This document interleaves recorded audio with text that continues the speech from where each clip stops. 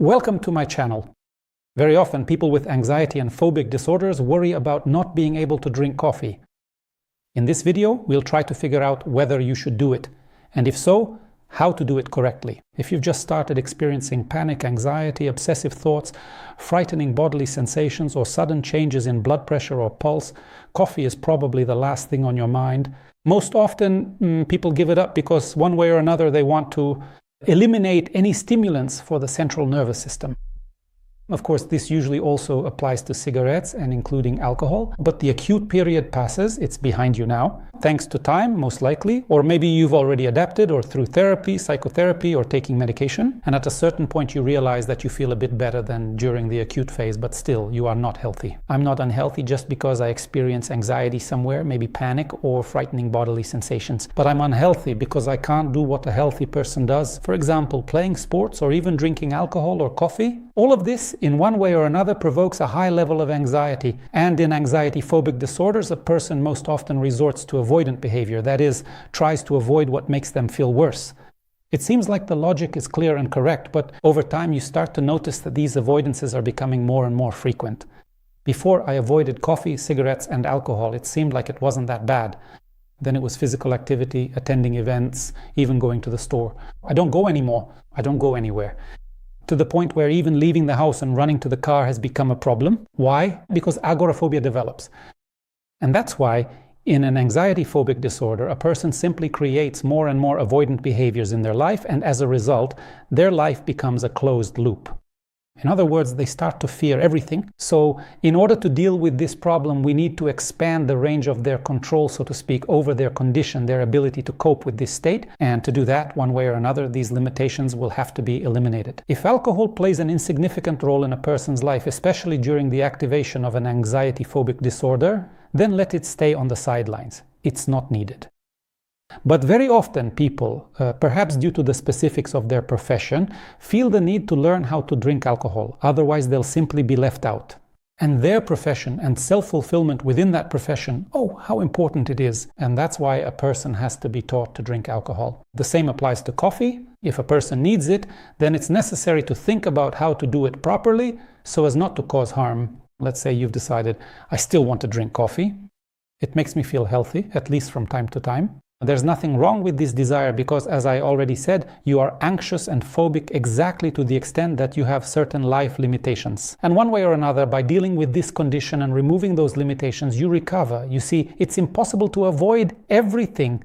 Otherwise, as I already mentioned, you'll end up staying at home, unable even to leave your apartment. That's why sometimes you need to challenge this condition. So let's say you decide to drink coffee next. The only question is how, if you feel so bad. I'll tell you that for the most part, drinking coffee causes you more of a significant mental problem rather than a strictly physical one. You are simply and completely convinced in your own mind that your pulse will start to go up now, and that it will go up quite terribly and uncontrollably. Your blood pressure, you think you won't be able to stop it, and maybe you'll even die. Or you'll suddenly have a heart attack or a stroke, or even lose your mind. All because of a large amount of caffeine. After all, you've read all these dangerous things somewhere on the internet.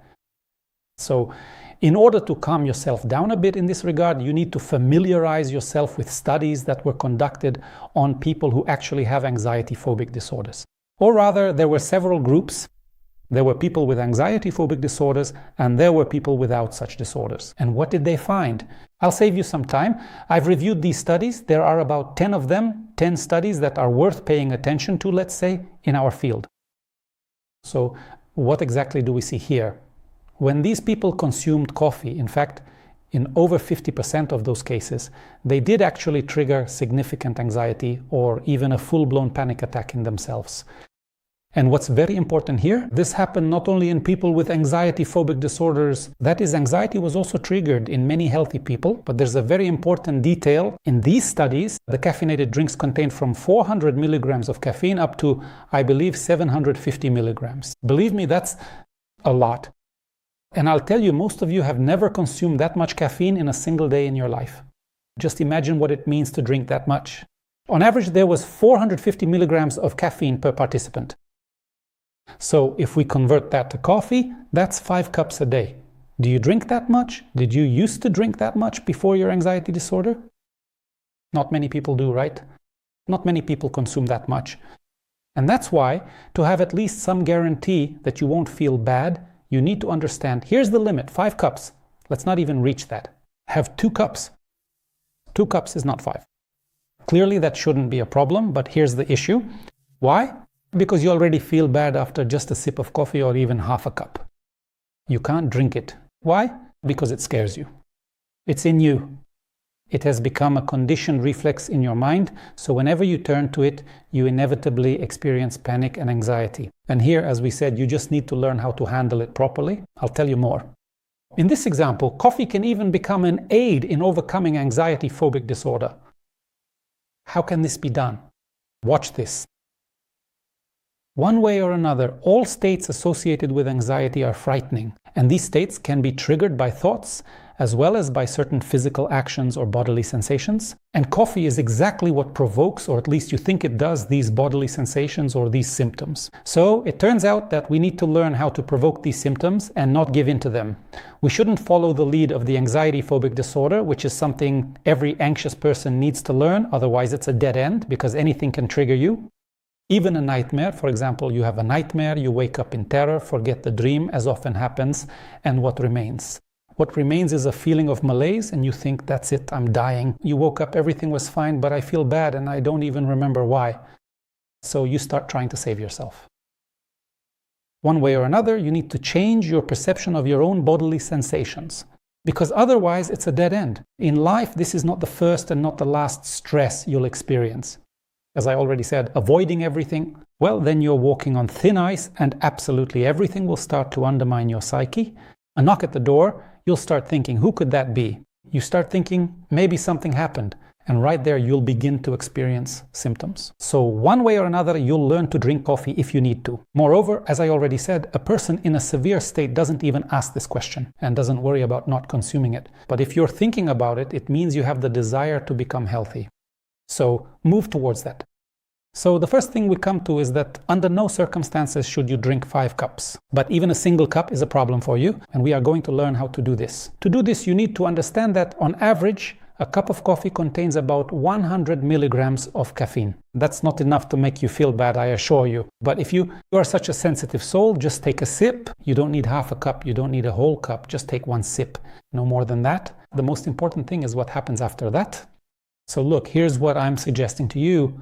In this example, I suggest using coffee as a method of systematic desensitization. We introduce a provoking factor, we bring a provoking factor into play, and with the help of self-regulation techniques or without them, we will learn to accept these sensations. So, what are we coming to? To the fact that doses above 450 milligrams can provoke panic, but our 100 milligrams definitely cannot. And a sip, even more so. Believe me, if you had such a strong individual intolerance from just a sip, you simply would never have drunk coffee in your life, and it wouldn't be a problem for you. So what do? We take a sip of coffee, and then comes the most interesting part, and we don't drink anymore. That's it. We sit down in a chair, and we observe the sensations in the body that arise, understanding the most important thing. According to research, 450 and above, but I only had a sip. It is absolutely nothing at all in a fundamental sense, and nothing can ever truly emerge from it. A panic attack, a high level of anxiety, a spike in blood pressure, pulse, and so on. Everything that's happening right now, I'm winding myself up. Why? Because I have developed a conditioned reflex to coffee. I'm like Pavlov's dog right now. So we've explained this to ourselves. After that, right away, or even while you're explaining this, you should use either diaphragmatic breathing, belly breathing, or perhaps a session of progressive muscle relaxation with tensing and relaxing, or meditation if that's something you practice. But of course, the best thing is to get to the point where you don't do anything about it at all. In fact, not even move at that moment. Just observe your sensations, like in the hostage exercise I mentioned in my previous videos. You can follow this link to watch it. So right after taking a sip of coffee, we can use this practice to accept what is happening right now. And that's the end of today's lesson. The next day we come back, brew some coffee, and do the same thing. And again, we take just 1 sip, no more.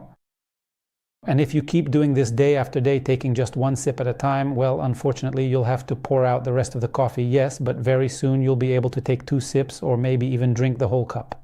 You should understand that, well, if we count from espresso, an espresso contains 60 milligrams of caffeine. That amount is nothing for you either. So even if you drink half of it, 1 or 2 of that is only 30. 30 is very little. That's about as much as in 1 caffeine tablet.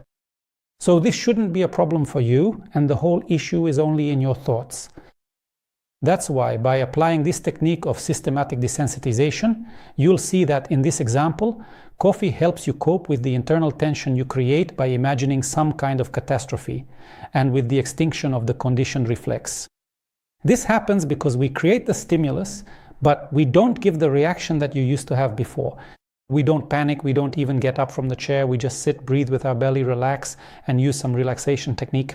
And at the same time, we drink coffee. At the next stage, in a week or 2, I assure you, you'll already be drinking coffee. After a sip, or after finishing the cup, or maybe half a cup, however far you get, we simply need to stop all forms of self-soothing. So what do? We just drink coffee and go about our business without paying attention to what's happening to us. In fact, I can tell you that within a month, this problem will basically be resolved, because a conditioned reflex usually fades away in about that time. So the problem of drinking coffee is solved once and for all. Moreover, you'll see later that you can actually drink coffee even more than you need to if you want. Yes, that's my problem. I used to refuse coffee absolutely categorically, under no circumstances. Just smelling it would make my blood pressure go up, and blood pressure was my issue. Now I drink coffee, quite a lot actually, but I drink it like this. 3 to 4 cups a day.